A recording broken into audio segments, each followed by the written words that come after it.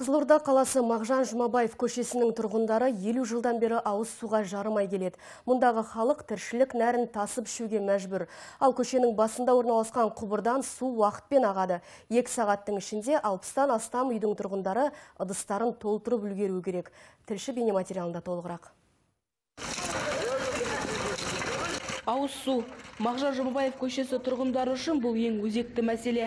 Жарты ғасырдан бері тіршілік нәрін тасып ішетін жандар шелек арқалап арба тартудан әбден шаршаған. Көшенің басындағы құбырдан су уақытпен ағады.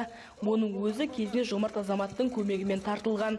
Белгіленген уақытта ұзын сонар кезекке тізілетін тұрғындар ыдыстарын толтырып алуға асығады. Кейде барлығымыз бірдей үлгермей қаламыз дейді олар. Балаларымыз таситын еді, немерелеріміз, шөберелерімізге дамыл бермейміз үйге келсе. Су әкеліңдер деп. Олар ойнағысы келеді. Біз су әкелдейміз. Совет үкіметінен бері қарай бізде су жоқ. Екінші топ мүгедегі Алмасбек Сейтенов 21 жасында бір аяғынан айырылған. Оның арбамен суда суға мүмкіндігі жоқ. Әйелі жұмыста болғанда қорасындағы құдықтың ащы суын ішеді. Осындай заманда бізде енді мына су жоқ деу қаланың ортасында тұрып. Водопровод әлгім. Егер водопровод кірген жағдайда мен мұндай болмай, үйде крайникпен ашып, үйде керегімізді істеп, шайымызды ішіп отыратын адамдар едік. Біз осындай сандалтып қойды. Бұл көшеде мүмкіндігі шектеулі азаматтардан бөлек көп балалы аналар да көп.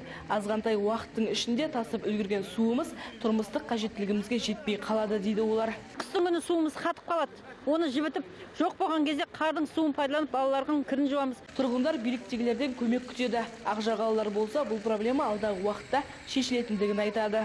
Қазіргі таңда осы көше тізіміне бойынша бюджеттік өтінім берілген. Қаражат қарастырылған жағдайда жергілікті бюджеттен жоба сметалық құжаттарын әзірлеп, құрылыс жұмыстарын жүргіземіз. Құрылыс жұмыстары шамамен 45 миллиондай жобаланған.